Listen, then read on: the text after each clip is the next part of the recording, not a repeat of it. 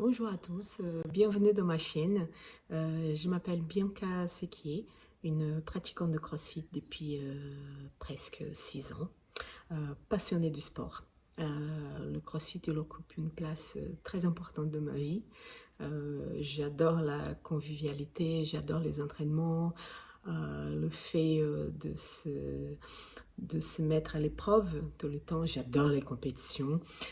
La communauté, en fait, c'est un sport que ça me convient très bien. J'y progresse, j'apprends tous les jours et ça, je trouve ça formidable. Et je suis une passionnée à point de regarder tout ce qu'il y a autour de CrossFit. Donc, les compétitions, les athlètes. Et, euh, et c'est marrant parce que dans ma box, les gens ils disent que je suis un peu le petit point de nouvelles quand ils veulent savoir quand ça va commencer un championnat, comment on peut regarder, tout ça. Il faut demander à Bianca. Et c'est un peu pour ça que j'ai décidé de créer cette chaîne. D'abord pour m'amuser et aussi pour partager les infos que je pêche d'ici à là. Euh, donc pour cette première vidéo, j'ai décidé de parler un peu de Last Chance Qualify. Euh, cette année, c'était un peu spécial pour toutes les qualifications pour accéder aux Games. Jusqu'à l'année dernière, il y avait la partie Open, après les quarts de finale, après les semi-finales et après la finale du Games. Donc l'Open et les quarts de finale, c'était des événements online. Par contre, les semi-finales, à partir des semi-finales, c'était en présentiel. Et chaque continent organisait son événement. Cette année, c'était changé, donc c'était un peu dur de comprendre, au moins pour moi, de comprendre comment ça allait se passer. Et c'est pour ça que j'ai fait énormément de recherches pour être au courant et pour accompagner les épreuves. Et en fait, cette année, le principal changement, c'est qu'il n'a pas eu de quart de finale. En fait, il y a eu l'Open et la semi-finale. Et là, bientôt, en août, on aura la finale de notre plus grand événement du CrossFit, le Games. L'autre changement aussi, c'est que les semi-finales qu'avant, elles étaient tous présentielles. Cette année, ça a changé parce qu'il y avait un moyen d'accéder par les semi-finales online. Donc, on a eu énormément d'événements. On a eu le Tory, on a eu où Tia Claire a participé. Et c'est toujours une doute, parce qu'elle a gagné, bien sûr, c'est Tia en toute son splendeur. Mais il y a toujours la doute si elle va participer ou pas, parce qu'elle n'a pas donné encore sa réponse. On attend avec impatience. Après le Copa Sur, donc dans mon continent, le French, le Syndicate, le Mayen et les semi-finales online. Il y a eu des autres aussi de l'Asie et tout ça. Et toutes les places, elles ont été prises. Il manquait juste 2 places, une place homme et une place femme. Et donc là, ça commençait le Last Chance Qualify. Comment ils ont fait pour choisir les gens qui pouvaient accéder au Last Chance? En fait, c'était les 50 milieux athlètes placés dans la semi-finale online qui n'ont pas pu accéder aux Games par un autre événement, par exemple. Et après, les 10 premiers athlètes de chaque événement.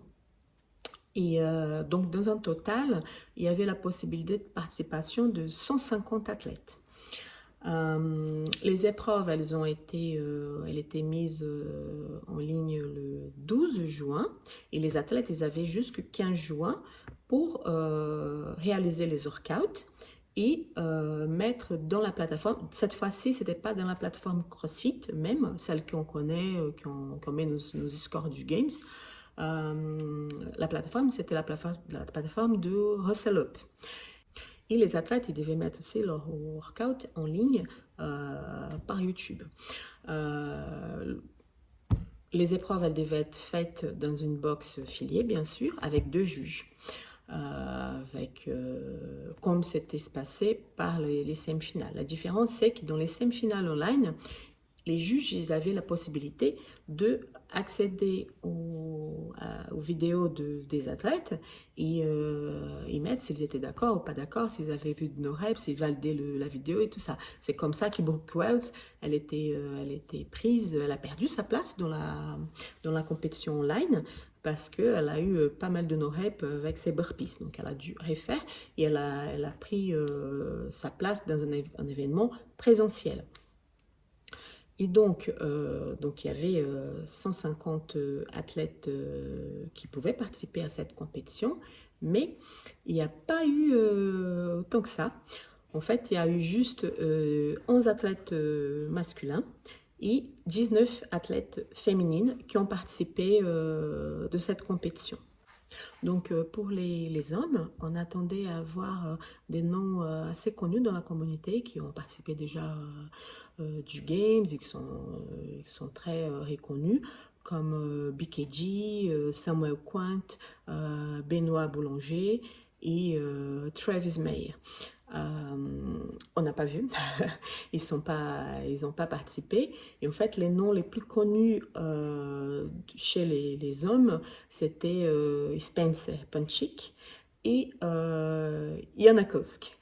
Et en fait, Spencer Punchik, c'est américain de 29 ans qui est déjà allé 2 fois aux Games.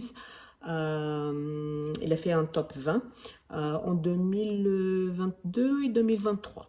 L'autre athlète, c'est Ionakosk, un Finlandais de 29 ans, qui a déjà été 9 fois aux Games. Et en 2022, il a accédé aux Games exactement par cette compétition de Last Chance Qualify.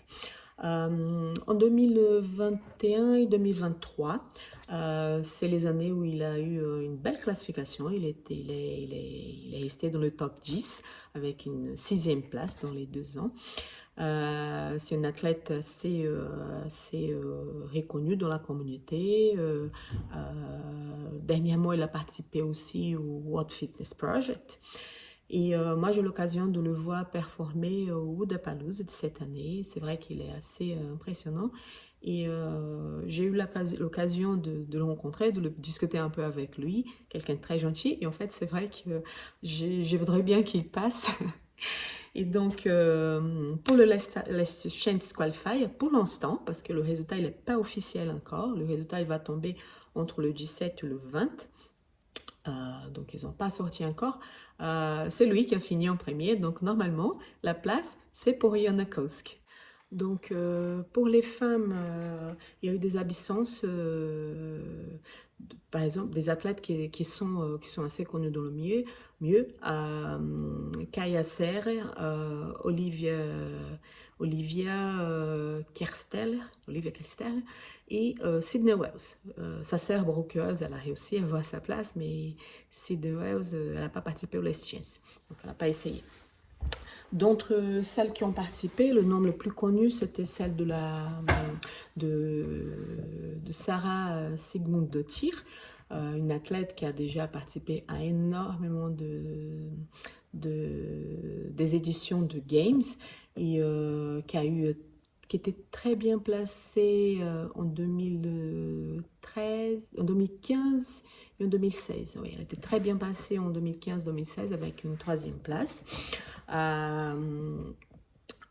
L'autre athlète très connu qui a participé, c'était la Belge Manon Angonèse, qui a aussi participé aux Games une fois en 2023. Après, Andrea Solberg a participé aussi. C'est une athlète en ascension, on la voit, et elle a fait des belles performances au World Fitness Project. Après, Caroline Prévost aussi. Elle a participé, une athlète canadienne qui a déjà été 3 fois aux Games. Kara Milligan, une américaine qui aussi prend sa place dans le milieu et qui a été déjà 2 fois aux Games, une fois par team et en 2024 en individuel. Une belle surprise de cette compétition, c'est Aline Nohirs, une Suisse qui a jamais été aux Games et qui a fait une très belle compétition là. Elle était première pendant les 3 premières, après les 3 premières WOD. Et en fait, c'est après les 2 derniers elle a perdu des places. Et en fait, celle qui était passée en avant et qui a pris sa place pour aller aux Games pour la première fois, donc c'est une rookie, c'est Lydia Fish. Lydia Fish. C'est une américaine qui va débuter aux Games cette année, donc à voir. Et c'est comme ça que ça se finit cette toute dernière compétition d'accès aux Games. Le résultat officiel, ça va sortir bientôt, entre le 17 et le 20, donc on attend. Et après, c'est juste attendre la grande fête du sport, la grande fête de notre CrossFit, le CrossFit Games. Donc j'espère que cette vidéo vous a plu. N'hésitez pas si vous avez des commentaires à faire, des suggestions. Je ne sais pas du tout de mieux sportif. C'est pas mon métier. Je ne suis pas journaliste non plus. Donc toute collaboration pour que les prochaines vidéos soient mieux. Si vous avez aussi des suggestions des vidéos à faire aussi, n'hésitez pas à écrire dans les commentaires. Ça va aider aussi si vous likez. Et si vous envoyez à des gens qui font partie de notre communauté et qui veulent savoir des petits trucs comme ça, petits trucs ci comme ça. Moi, je suis partie pour faire une vidéo par semaine au départ.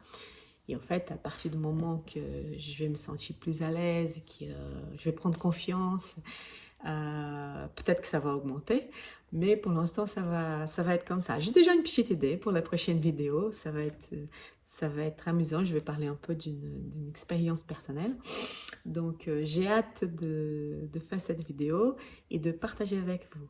Donc, à la prochaine, bientôt. Et bonne journée à tous. Bye bye.